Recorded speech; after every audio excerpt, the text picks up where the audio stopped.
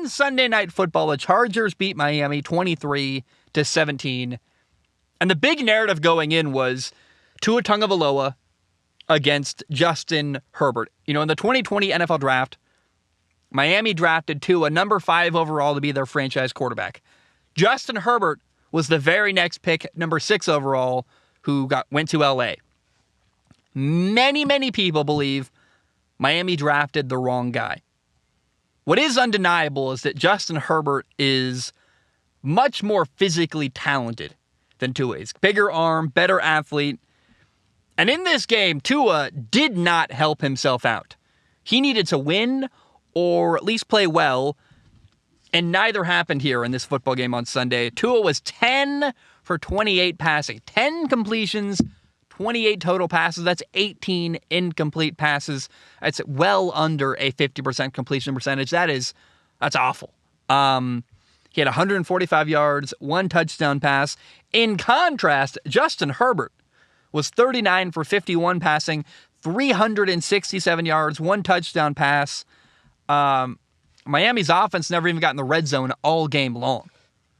The 2 touchdowns Miami did have came off of big plays by Tyreek Hill using his speed to make something happen. You know, one was kind of a fluke where Jeff Wilson fumbled.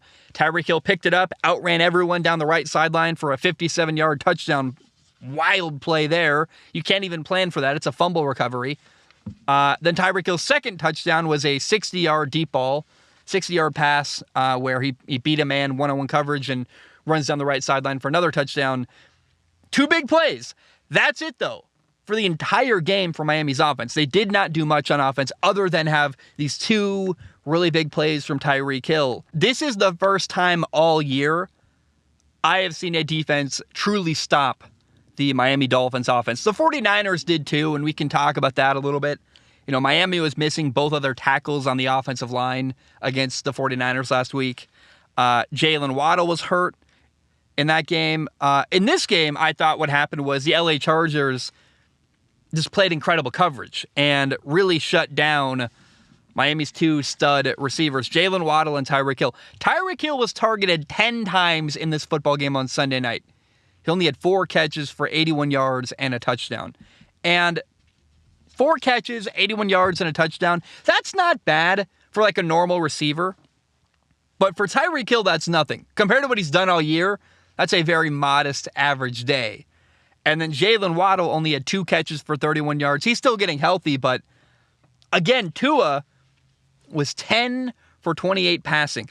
10 completed passes. I love Tua.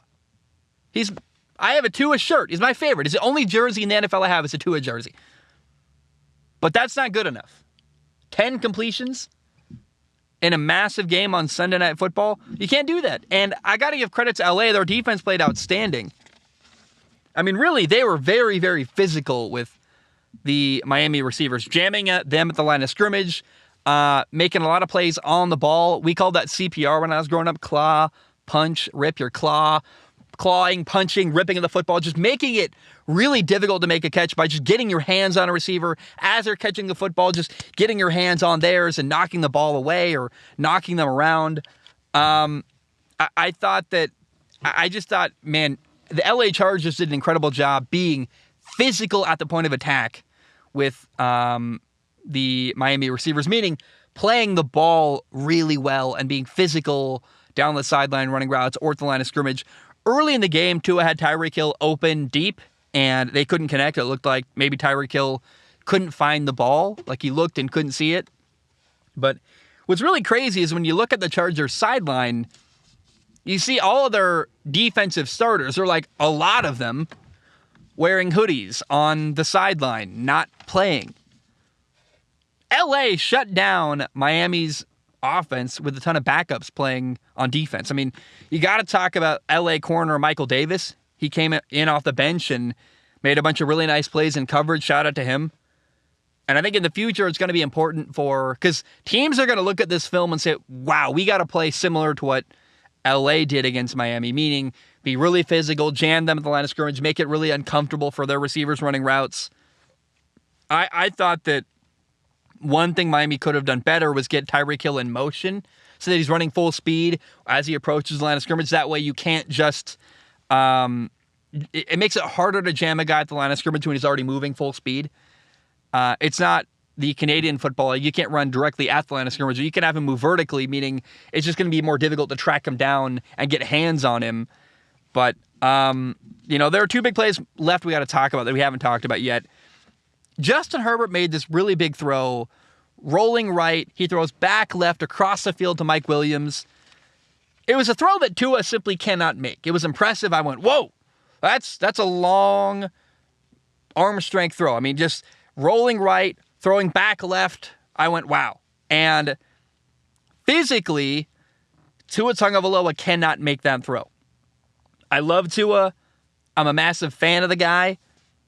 But I can admit, if Miami was able to go back in time, they would draft Justin Herbert rather than Tua. That doesn't mean Tua can't also be good, but I thought optically last night was a really, really bad night for Tua. Tua looked terrible, and, 2 weeks in a row, Tua had a rough night. He was really rough last week on the road at San Francisco, then he lost here against LA. This week, on Thursday, Miami plays at Buffalo. So, you're already 2 games behind Buffalo in the division. The Bills are 10-3, Miami's 8-5. Miami has to win on Saturday, and Tua's got to play well. I mean, things are declining for the Miami Dolphins, and it feels very unlikely after 2 ugly losses where Tua wasn't great. And after, by the way, the Bills just dominated up front against the Jets, by the way.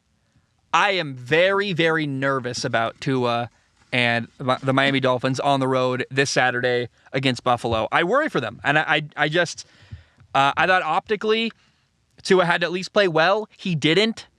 And anyone who criticizes Tua in Miami and goes, we should have drafted Herbert today, they're feeling even better. And today I actually agree with you guys. Like I've said before, I wouldn't have drafted Justin Herbert, but I would have been wrong. I would have looked really stupid. Go look at my old takes around the time of the NFL draft. Your boy Zach, horribly wrong about Justin Herbert. He's incredible. And if you could time travel, Miami would draft Justin Herbert in a heartbeat. Now, there's one more play we got to talk about. I do not want this play forgotten. It's one we got to revisit this offseason.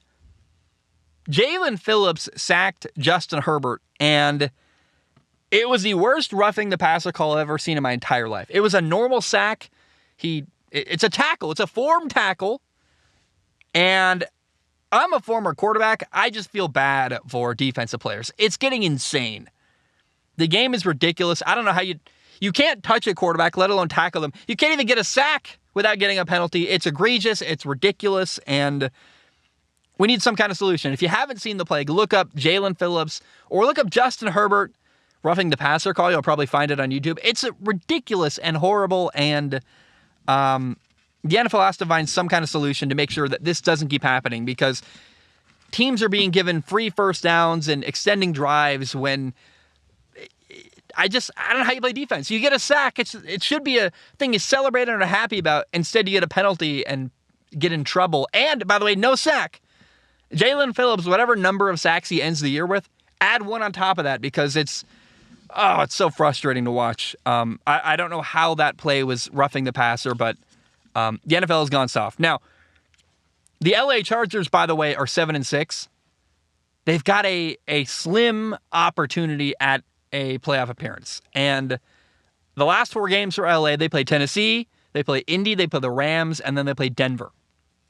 I think the Chargers could easily win their last 4 games and finish 11-6. Keep your eye on that. The LA Chargers have a small shot at a playoff appearance. And I think 11-6, that's a great year for them. It's a way to salvage a year that's been a lot of up and down and weird losses and here and there. I don't know. I'm really I have called for how do you even put this? I have wondered if Brandon Staley is the right coach for the job in LA.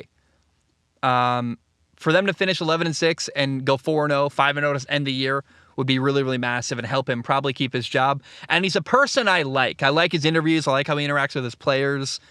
I wonder if he's holding back the football team. But I thought the game plan was incredible on Sunday. They coached their butts off. They won with backups on defense. Herbert was awesome.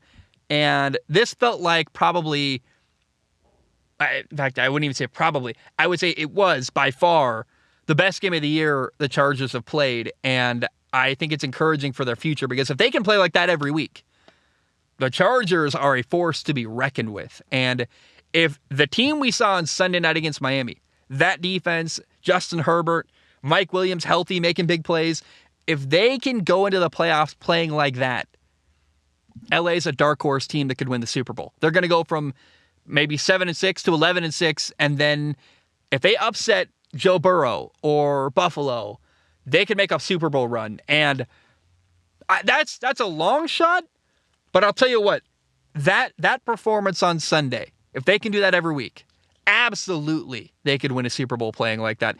Defense is the thing we often forget about this time of year.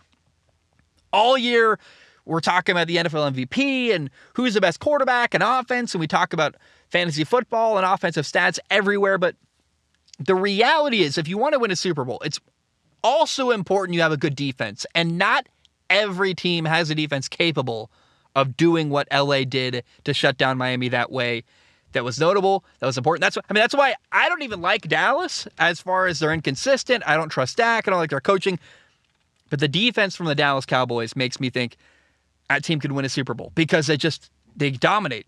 And the way the secondary played for LA, who's going to get Joey Bosa back, by the way, eventually, and hopefully can get to full strength. Maybe if the LA Chargers go 11-6 and make the playoffs, then they get a bunch of their starters back and healthy. They might get hot at the right time and surprise a lot of people come time for the NFL playoffs in January.